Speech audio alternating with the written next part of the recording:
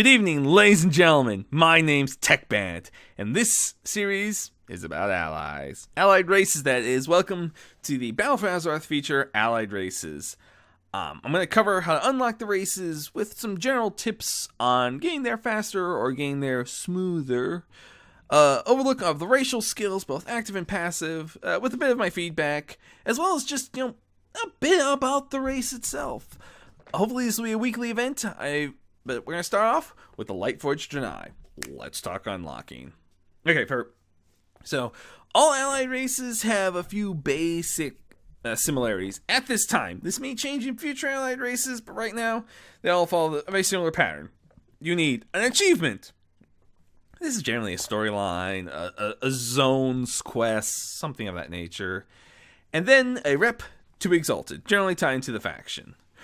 For the Lightforged, the achievement is you are now prepared! Sorry, not sorry for that. I started in the Burning Crusade, and this is where we started with Illidan, so the fact that we got to see this come full circle is kind of a thing for me, so sorry, not sorry. This is, in essence, the Argus campaign. This is the 3 zones, leading up to the end with... Actually, I don't think you have to complete the instance, now that I think about it. It's up to, but not including the final instance with the suit of the Triumphant, I think I'm not saying that correctly. Anyway, that's unfortunately the easy part of it, because rep is going to be the harder of the 2 portions. There's a lot to come into this, and I'm going to go over a few tricks here. Not tricks, so much tips, more so than anything else. The good news is Blizzard has made this a bit easier by boosting Fuel of a Doomed World and Invasion Onslaught. These are weekly quests, you pick them up, lots of good stuff involved, so it's worth doing, and they also yield 1,000 rep each. All Argus rare mobs yields a small amount of rep per kill. World quests yield a small amount of rep per kill. Finish. And again, you're looking for the Army of the Light. These guys can pop up in emissary caches. However, they do not have any invasions or anything that ties into it that can give you additional rep boosts. Keep in mind, rep tokens are bind on account for the most part. Not everything, but most are. The one that comes to mind that is not would be the soul gems you can get off rare Argus demons, which if you crush them, you get 1,000 rep for all factions. They are kind of rare. I've seen like in a point-something% drop rate, so be aware. You get 1 chance per elite, per rare per day. So if you're hunting them, you may find it. Otherwise, don't worry too much about it. Let's see. Checking my script here quickly. Another note is that Army of Light tokens can drop from Emissary, the Kirin Tor Emissary. However, it should be noted that that is a smaller token, yielding 750 rep as compared to the 1,500 of the other reps. If you still need more rep, maxed out with another faction for Flight or for one of the other allied races, High Mountain or Nightborn, you're probably going to want to use them there. And the reason I mentioned that the tokens can be traded is if you have ults, get them up to the point you can start running them for rep quests and then just start sending all the tokens to one guy. It will help immensely. Other things that can help are things such as the Dark Moon Fair. This shows up the first week of every first full week of every month. And generally speaking, there are some exceptions to that. That's another 10% from either going whee on the carousel or getting a spiffy hat. Beyond that, there's also the World Quest event. That is a rotating weekly event that can happen. That's a boost to World Quests rep gain. I believe that's a 50% gain, though I'm not 100% positive off the top of my head. That would definitely be a great time to start grinding those out if you need to. Upon finishing all of your rep grinds, you're going to get a little breadcrumb quest that will take you to the Stormwind Emissary. Here, you're going to talk to this guy, not this guy. This guy, the guy in the armor in the picture, is Turlian. He will help you out. The other guy is not Turlian. He will not help you out. Well, That's technically my main. I can help you run stuff, but I can't actually help you progress anywhere with the Lightforged Draenei. So, not going to help you here. Though I will heal for you. Look me up sometime. You'll then do a small scenario featuring Tarpartos, who is a hilarious little character and a fun little scenario. All the scenarios have been minorly entertaining so far. I've only knocked out 2 that I'm looking to finish up. Yes, I haven't finished everything for the time of these recordings. Bite me, I'm working on it. And these will allow you, give you a bit of backstory on the characters, and then eventually allow you to recruit them to your team.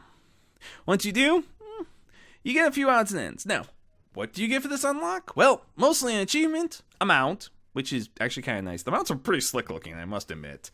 And then the race itself. Let's get started. The Lightforged Draenei have 2 active abilities and 3 passive racials total. The first is Light's Judgment. Surprisingly enough, this actually shares a name with another ability, again, Light's Judgment, which is a Vindicar ability. Very similar to the Vindicar ability, you basically call down a light-based, well, artillery strike, for lack of better terms.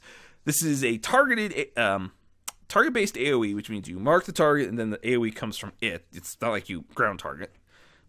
After about 3 seconds. Kind of handy. It's just point, hey, those guys, I need a big round right here. Boom. No more bad guys. And the problem can be, of course, if they have movement, knock around, anything like that, and now, oh wait, they just moved everything else out of range. Crap.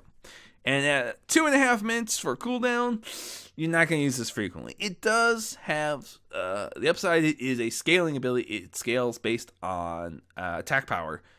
Times 5 attack power if at time of recording. That obviously can change, but you know how that goes. My thoughts on the skill. It's a nice little skill. I've seen it in action. It's kind of interesting.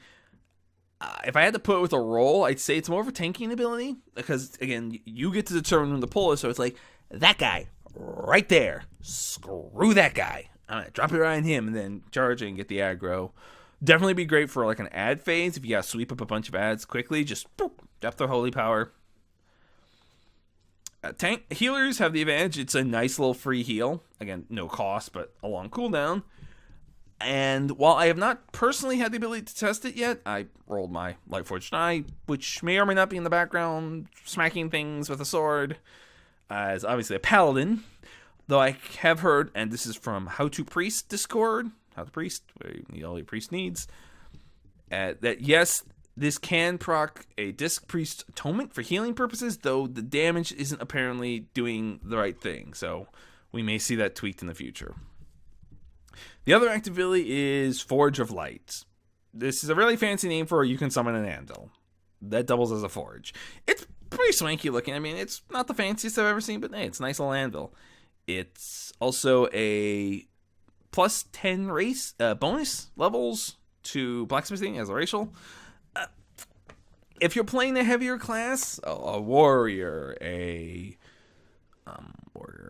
paladin, and it's really the only 2 we have. Death Knights, you can't be a Death Knight on Lightforged, it just doesn't work.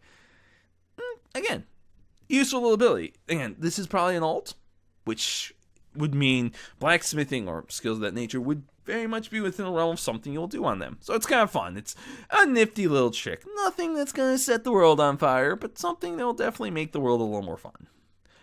We're going to cover the passives a little out of order here because the last passive has a lot more to it that I want to cover, and I don't want to do it in the middle. So, first is Demon Bane. And with this, you gain an extra 20% EXP for every demon you kill. No, I'm not joking. That's literally it. Handy and very fitting lore-wise, but it does mean that when you get to go smack a demon around, be it the Burning Crusade, I'm sure demons pop up all over the place. I just don't really look. It's useful, but yeah, nothing killer. The other is, hang on, I gotta scroll on the script here. Another one called Holy Resistance. Again, very much in tune with a group that has been blessed by the light.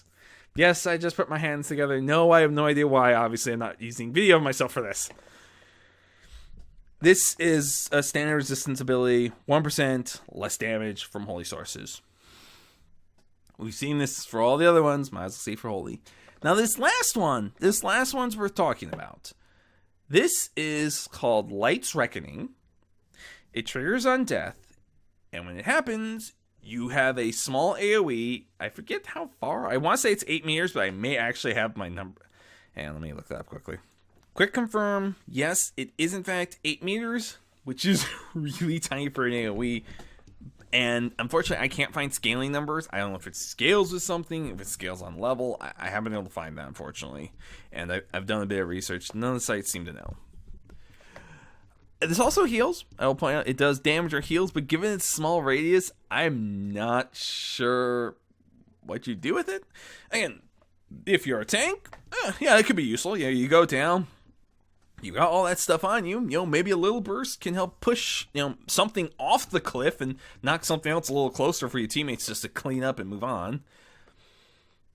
And healers, well, hey, you die in the group or something. Hey, your teammates all just got to heal.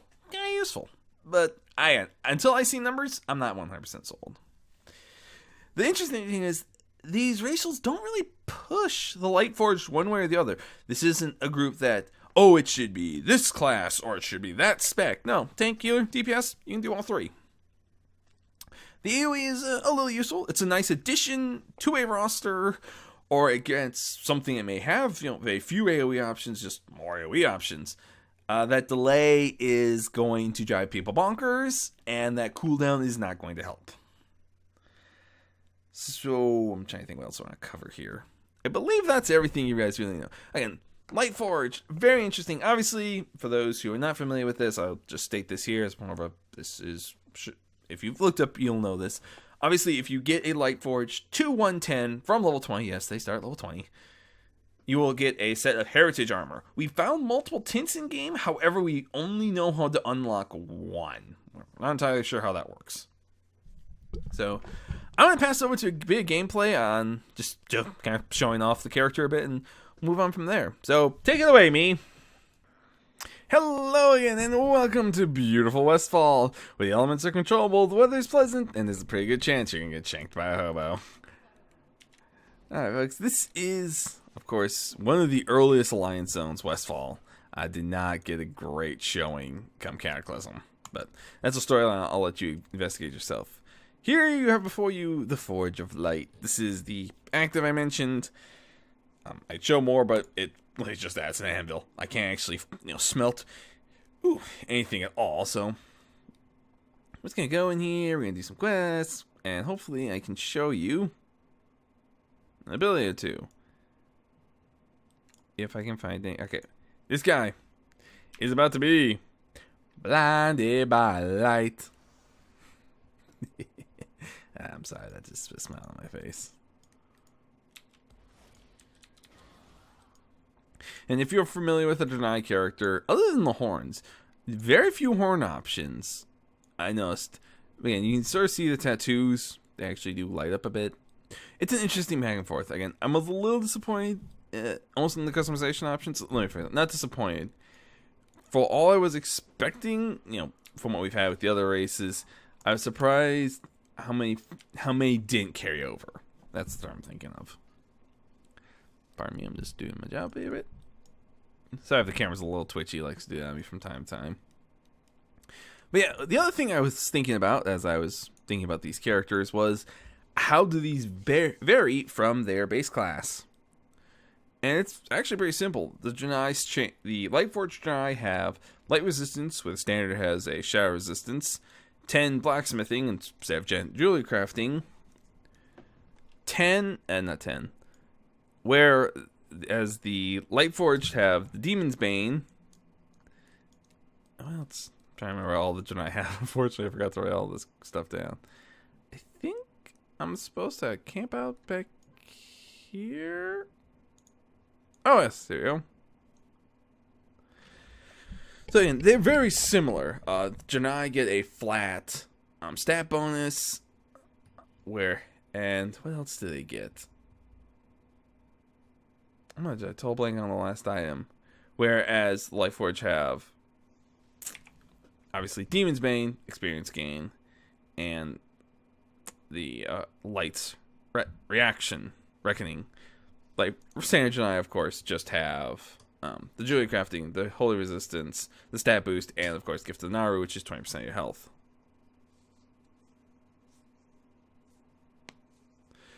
So it was an interesting comparison. Unfortunately, I realized I can't do that with all of them because 2 of them are cross-faction. Yes, somehow we managed to have an elf swap, as Void Elves are technically a subrace of Blood Elves and have nothing in common. Whereas the Nightborn, a subspecies of Night Elf, have nothing to do with the Night Elves themselves. It's kind of interesting. Are you 2 done? Okay. I'm gonna show you guys a little more combat on the way out the. Why have I lost my? Okay, there you go. I lost something there for a second.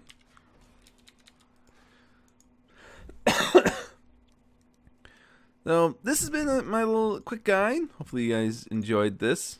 I apologize, the end was a little different. I was, again, originally it was supposed to be like a starting zone, but that didn't happen, so I kind of had to improvise. But here we are.